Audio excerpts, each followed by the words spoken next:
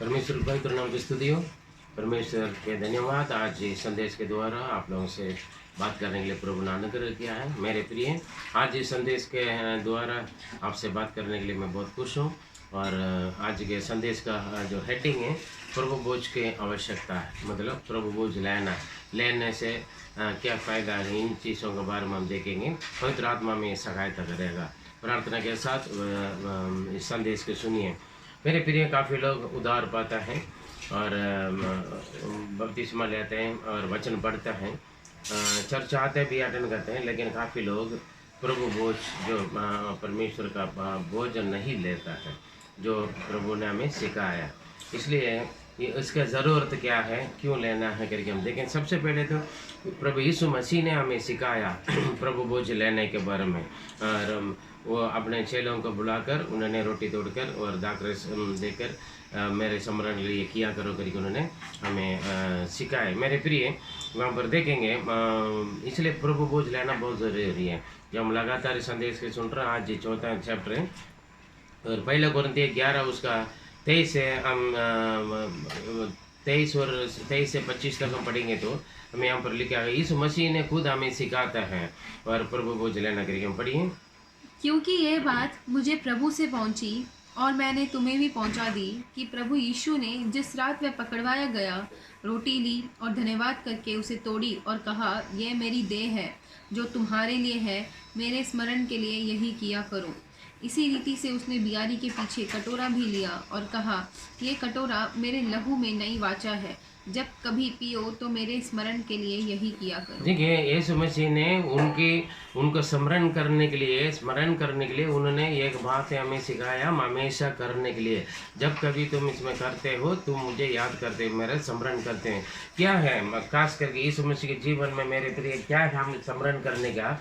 खास यीशु मसीह के प्यार, क्योंकि उन्होंने हमसे प्रेम किया है और इसीलिए वो हमारे लिए मरने के लिए उन्होंने सौंपा है। उसके बाद कलवारी क्रूस पर जिस जगह पर जो दंड मुझको और आपको मिलना है, उस दंड को क्रूस पर उन्होंने उठाया है और उनका क्रूस पर उन्होंने बहुत दुख सहा। मेरे प्रिय, इसको हम स्मरण करते हैं और उसके बाद हम उनके मृत्यु का हम स्मरण करते हैं। मतलब उनको दुख, उनको मृत्यु का हम स्मरण करते हैं।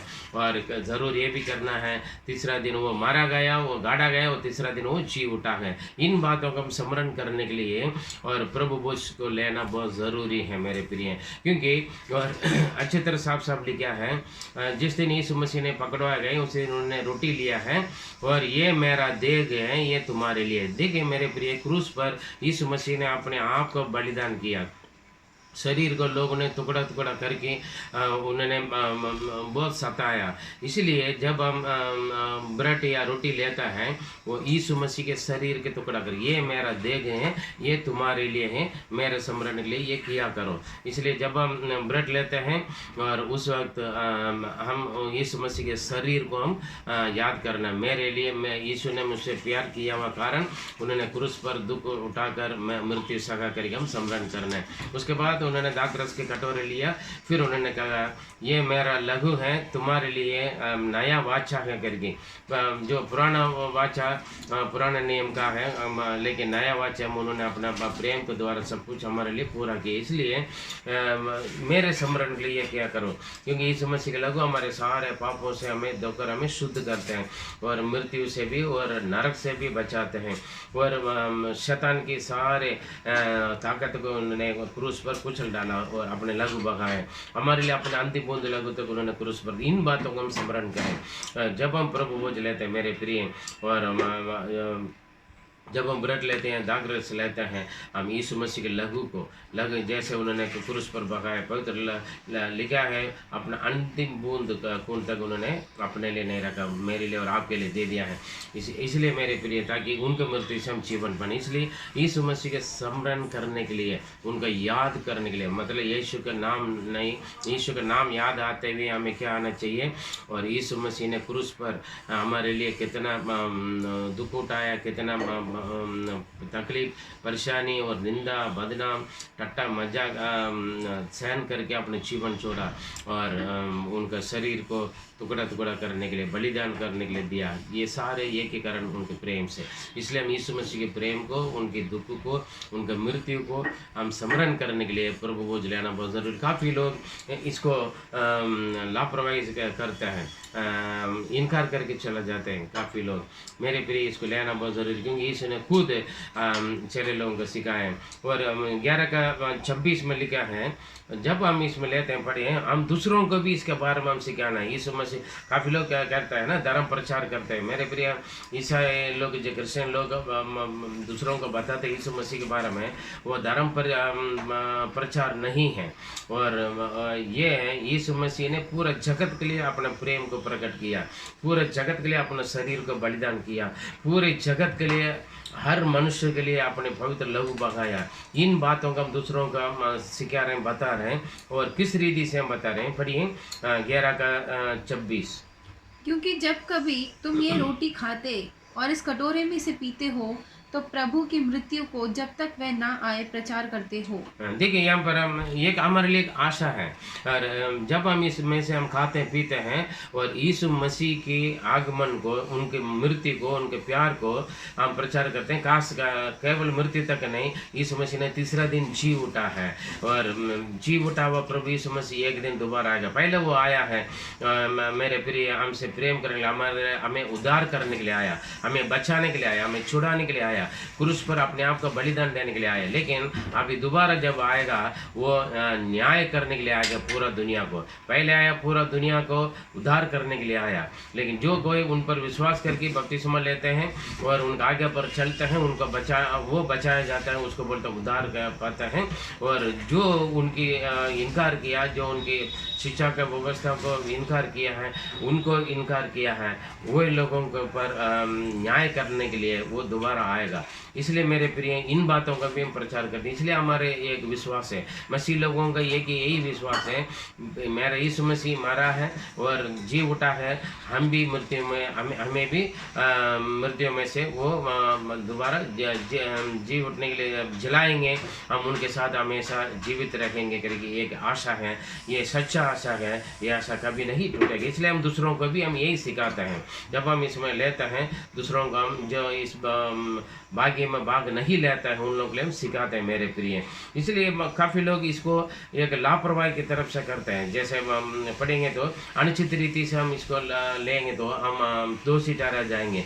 काफ़ी लोग इसके बारे में पवित्रता, यीशु मसीह के शरीर और खून बहुमूल्य है, वो पवित्र है। यीशु मसीह ने मुझको और आपको अपना लहू से खरीदा है, बड़ी कीमत चुकाकर।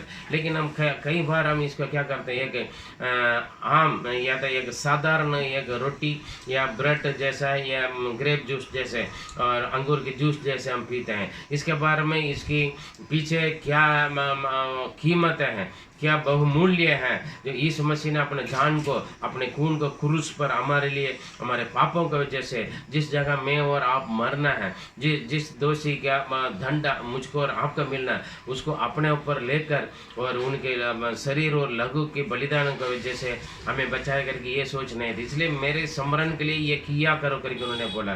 पढ़ के देखें 27 में काफ़ी लोग अनुचित रीति से करते हैं। पढ़िए, इसलिए जो कोई अनुचित रीति से प्रभु की रोटी खाए या उसके कटोरे में से पिए, वह प्रभु की देह और लहू का अपराधी ठहरेगा। देखिए, प्रभु यीशु मसीह का देह, उनके शरीर, उनके लहू का, उनका खून का अपराधी ठहरे, क्योंकि यीशु मसीह के लहू और शरीर पवित्र है, पवित्र है, वो प्रभु है।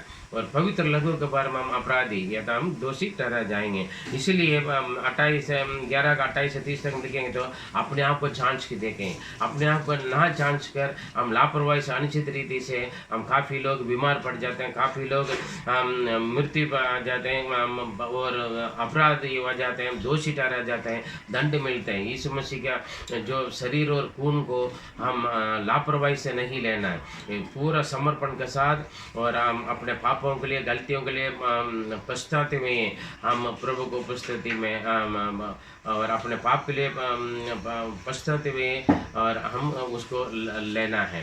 और उनके कीमत को हम जानकर समझ कर लेना मेरे प्रिय।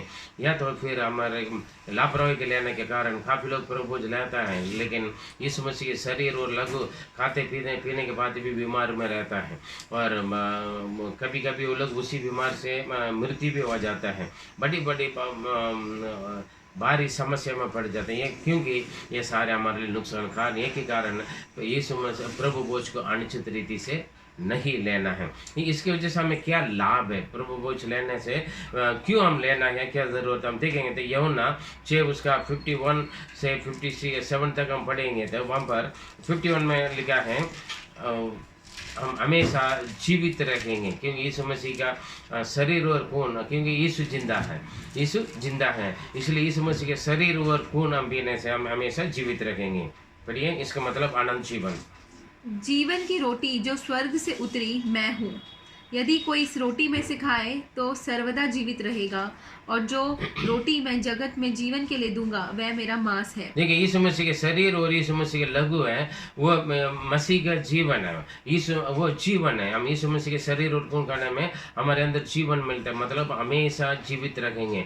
जब हम उन पर विश्वास करके बपतिस्मा लेते हैं, उनका आगे पर चलते हैं, यदि वो कभी नहीं मरेगा, यदि वो मरेगा तो भी जी उठेगा करके यीशु ने खुद कहा है। जब तक यीशु मसीह आगमन में हम रखेंगे तो हम उन रूपांतर होकर चले जाएंगे, वो हम बाद में आने वाले संदेश में देखेंगे। इसलिए मेरे प्रिय, यीशु हमेशा जीवित है। यीशु मसीह आज और कल और एक सब परमेश्वर हमेशा जीवित रहता है, और हम भी उनके साथ जीवित रहेंगे। 53 में लिखा है, यूहन्ना 6 का 53 में, अगर हम प्रभु भोज नहीं लेंगे तो यीशु मसीह की रोटी और मांस और उनके खून लघु नहीं पिएंगे तो हमारे अंदर जीवन नहीं होंगे, मरने का ये मरा हुआ लाश के समान है। 54 में लिखा है, जो यीशु मसीह के शरीर और देह और लघु पीता है, इसका मतलब अनंत जीवन मिलेगा, इसका मतलब हम पुनरुत्थान हो जाएंगे, हम जिलाए जाएंगे मेरे प्रिय। और 56 में लिखे देखेंगे तो जब हम प्रभु भोज लेते हैं, यीशु मसीह के शरीर और लघु को हम भाग लेते हैं, वहाँ पर कह रहे हमेशा मसीह के साथ जीवित रहेंगे। 57 में लिखा है, जैसे पिता मुझ में जीवित है वैसे मैं भी उनमें जीवित रहूँगा, वो भी मुझ में। इसका मतलब पिता पुत्र पवित्र आत्मा के साथ हम भी स्वर्ग राज्य में अनंत जीवन में हमेशा हम जीवित रहेंगे मेरे प्रिय। पहला कुरिन्थियों 10 का 16-17 में हम पढ़ेंगे तो वहाँ पर ये एक खास बात है, हम पढ़ेंगे पहला कुरिन्थियों 10 उसका 16-17। वह धन्यवाद का कटोरा जिस पर हम धन्यवाद करते हैं, क्या मसीह की लहू की सहभागिता नहीं? वह रोटी जिसे हम तोड़ते हैं, क्या वह मसीह की देह की सहभागिता नहीं? देखिए, इसलिए कि एक ही रोटी है तो हम भी जो बहुत है एक देह है, क्योंकि हम सब उसी के रोटी में भागी होते हैं। जी, यहाँ पर हम देखेंगे एक ही रोटी से टुकड़ा करके हम सब बांटते हैं, क्योंकि एक ही रोटी है, बहुत सारे लोग लेते हैं। वैसे ही यीशु एक ही है, हम उनका बॉडी ऑफ द क्राइस्ट, हम यीशु मसीह के शरीर का अंग है हम सब। हमारे अंदर कोई ना यहूदी ना मतलब सामरी ना किसी और जो ग्रेक है, ऐसे कोई बात नहीं मेरे प्रिय। हमारे अंदर हम सब एक ही हैं, एक ही शरीर है, ना इसमें कोई जात ना धर्म ना भाषा ना रंग रूप ना और कोई देश है मेरे प्रिय। हम सब एक ही हैं, एक ही भाई मसीह में भाई बहन है, हम परमेश्वर के संतान कहला जाते हैं। हमारे बीच में ना कोई भेदभाव नहीं होना है, ना जात का ना किसी भी प्रकार का, ना ऊंचा नीचा मेरे प्रिय। आजकल कलीसिया के अंदर भी बहुत भेदभाव करते हैं, हमारा बरादरी का है ना, या हमारा जात का है। अगर लड़का लड़की के लिए हम जीवन साथी ढूंढेंगे तो भी हम क्या करते हैं, हमारा बरादरी में, हमारा जात में, हमारा गोत्र में, हमारा कुल में देखना है। कलीसिया के अंदर होते भी अगर आप अपना जात धर्म का ये भेदभाव कर रहे तो आप मसीह के नहीं हैं। आप प्रभु भोज लेने से श्राप मिलेगा मेरे प्रिय। जो चर्च में होकर कलीसिया में होकर आपके अंदर मेरा जात मेरा गोत्र कुल करके मेरा बरादरी करके आप सोचेंगे तो फिर आप पक्षपात करते। प्रभु में कोई पक्षपात नहीं है, वो सारे जगत के लिए उन्होंने अपने जीवन दिया। देखिए मेरे प्रिय, सूरज रोशनी देते हैं, वो जात धर्म देकर या देश भाषा रंग रूप देकर नहीं देते, सबको रोशनी आता है, मिलता है। और बारिश आएगा तो सबको बारिश देता है मेरे प्रिय। और अगर आप बस में जाओगे, बहुत सारे हर तरीक़ा के लोग हैं, हर धर्म के लोग हैं, हर जात के लोग हैं, ट्रेन में लोग सफ़र करते हैं। ये सारे चीज़ में कोई वो नहीं, स्वर्ग में भी ना जात होंगे, ना धर्म होंगे, ना ऊंचा नीचे, कुछ नहीं है। अगर आप यहाँ पर ये मेरे से छोटा है, मेरे से कुछ आप पक्षपात कर रहे हैं, भेदभाव कर रहे हैं, तो आपके लिए श्राप है। प्रभु लेने से कोई फायदा नहीं मेरे प्रिय।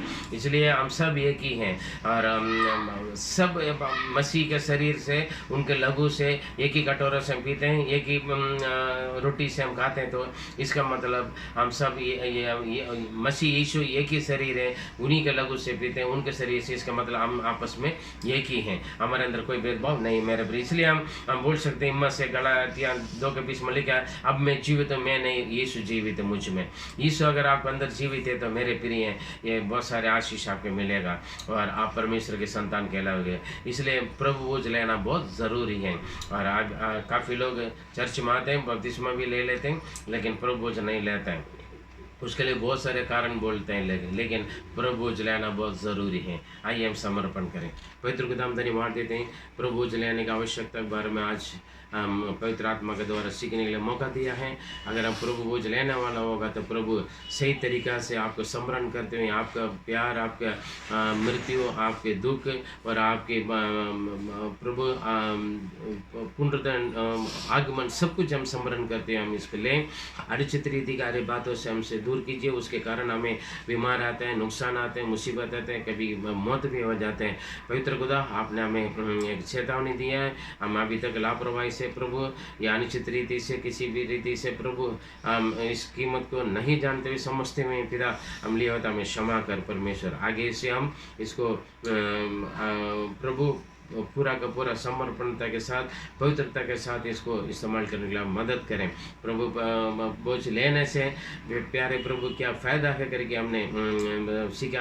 हाँ परमेश्वर, ये हमारा जीवन ये संसार के लिए नहीं है, हमें आपने बनाया, हमें मरने के लिए नहीं प्रभु, नरक के लिए नहीं बनाए प्रभु, आपके साथ हमेशा रहने के लिए पिता, अनंत जीवन के लिए बनाए। उस लायक बनकर हम जीवित रहने के लिए मदद करें। हम आपके आगमन के इंतजार में रहेंगे। पहले आप हमें उद्धार करने के लिए आए प्रभु, दोबारा आप आओगे में न्याय करने के लिए प्रभु, उस न्याय से बचने के लिए पवित्र खुदा हम आपकी आगे व्यवस्थाओं को पालन करके परमेश्वर उतार पाते हैं, बपतिस्मा लेते हुए परमेश्वर वचन में मजबूत होते हुए पिता, और प्रभु से लेते हुए पिता हम आगे के लिए आप में बने रहने के लिए मदद करें। सब कुछ आपकी महिमा के लिए प्रार्थना सुना, धन्यवाद देते हैं। दुआ प्यारे प्रभु यीशु मसीह के मधुर नाम से जीवित परमेश्वर, आमीन आमीन। मेरे प्रिय, प्रभु लेने के लिए आप लापरवाही ना कीजिए और कभी कभी लेने वाला ना बने, हमेशा ले लें। परमेश्वर आपको आशीष दें। गॉड ब्लेस यू, आमीन।